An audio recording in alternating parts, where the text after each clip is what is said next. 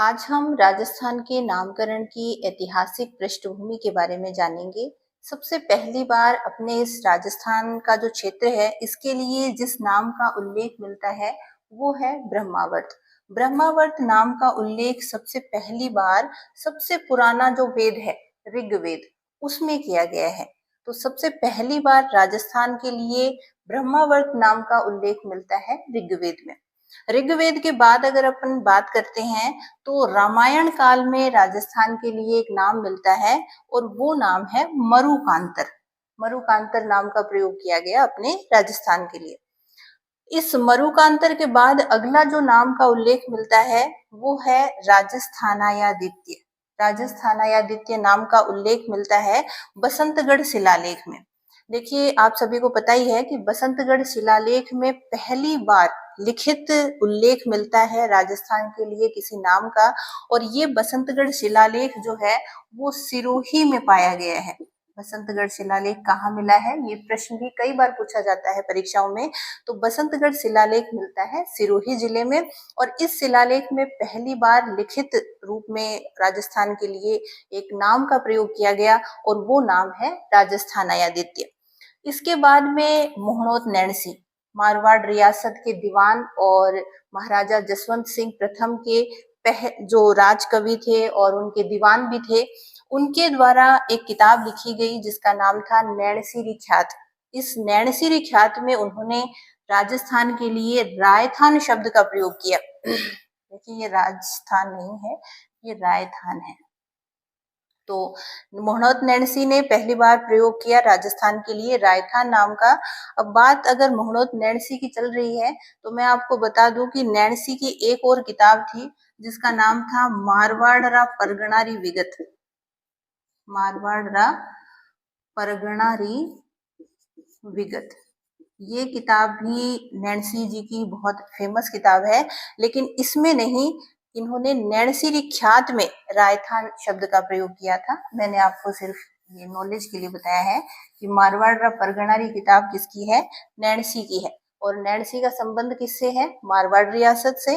कौन से महाराजा के राजकवि और दीवान थे ये, तो जसवंत सिंह प्रथम के। बात अपन राजस्थान के नामकरण की कर रहे हैं, तो नैणसीरी ख्यात के बाद में अगला जो उल्लेख मिलता है वो है जॉर्ज थॉमस का। जॉर्ज थॉमस ने राजस्थान के लिए राजपुताना शब्द का प्रयोग किया है, और ये इन्होंने 1800 में किया है। 1800 ईस्वी में जॉर्ज थॉमस ने राजपुताना नाम का उल्लेख किया है राजस्थान के लिए। और इसका उल्लेख कहाँ मिलता है, इसका उल्लेख मिलता है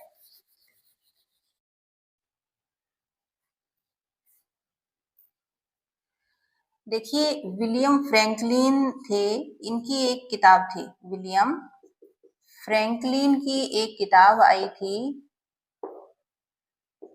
1805 में, जिस किताब का नाम था मिलिट्री मेमोयर्स,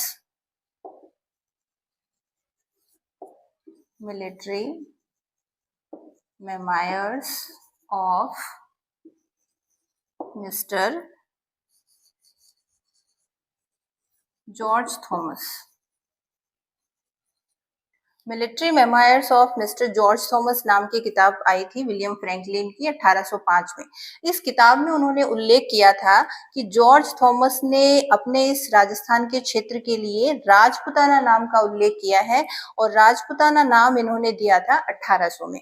तो ये एक महत्वपूर्ण प्रश्न बनता है, इसमें ये भी पूछा जाता है कि राजपुताना नाम का उल्लेख किसने किया था, तो आप आंसर देंगे जॉर्ज थॉमस। कब किया था, तो 1800 में किया था। और इसका उल्लेख कहाँ है कि जॉर्ज थॉमस ने राजपुताना कहा था राजस्थान को, तो इसका उल्लेख कौन सी किताब में है, military memoirs of mister George Thomas में है, जो कि लिखी गई थी 1805 में। और लिखने वाले कौन थे, लिखने वाले थे विलियम फ्रैंकलिन।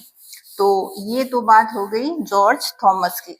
जॉर्ज थॉमस के बाद अगला राजस्थान के नामकरण के बारे में किसी ने कहा है तो वो है colonel James Tod. Colonel James Tod भी परीक्षा की दृष्टि से बहुत इंपॉर्टेंट है। ये राजस्थान के इतिहास लेखन से संबंधित एक महत्वपूर्ण इतिहासकार हैं, और इतिहासकार होने के साथ साथ मैं आपको बता दूं कि ये मेवाड़ रियासत के पहले पॉलिटिकल एजेंट भी थे। मेवाड़ के पहले पॉलिटिकल एजेंट थे कर्नल जेम्स टोड। इन्होंने अपने जो इतिहास संबंधी पुस्तकें लिखी हैं उसमें राजस्थान नाम का या रायथान नाम का, कई पुस्तकों में हम राजस्थान भी देखते हैं और कई जगह रायथान नाम का भी उल्लेख है। तो ये नाम दिया था राजस्थान को कर्नल जेम्स टोड ने। अब कर्नल जेम्स टोड ने रायथान या राजस्थान नाम का उल्लेख कहाँ किया? तो इन्होंने 1829 में अपनी एक किताब लिखी थी, द एनालस एंड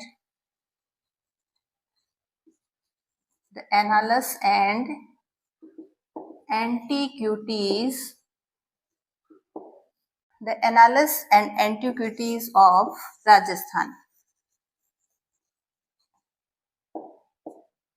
ये किताब थी उनकी जिसमें उन्होंने राजस्थान के लिए राजस्थान नाम का प्रयोग किया।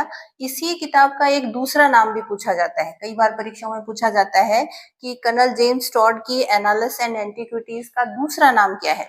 तो इसका दूसरा नाम है द सेंट्रल एंड वेस्टर्न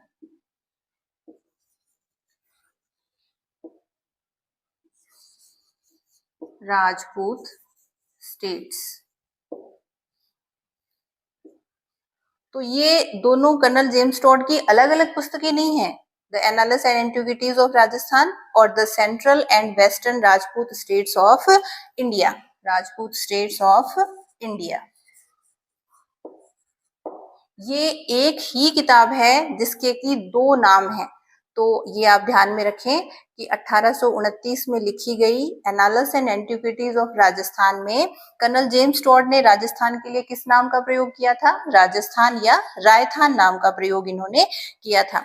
इसके बाद राजस्थान के नामकरण के बारे में जो उल्लेख है वो ये है कि 26 जनवरी 1950 को जब भारत का संविधान लागू हुआ था, भारत गणतंत्र बना था, उसमें पहली बार राजस्थान नाम को संवैधानिक मान्यता प्रदान की गई भारत सरकार के द्वारा। तो ये एक महत्वपूर्ण तथ्य है, ध्यान में रखने लायक। और सबसे अंत में आज जो हम वर्तमान स्वरूप देखते हैं राजस्थान का, वो कब अस्तित्व में आया? तो राजस्थान का वर्तमान स्वरूप अस्तित्व में आता है 1 नवंबर 1956 को। तो ये था राजस्थान के नामकरण से संबंधित ऐतिहासिक पृष्ठभूमि कि कब कब राजस्थान के लिए किन किन नामों का प्रयोग किया गया।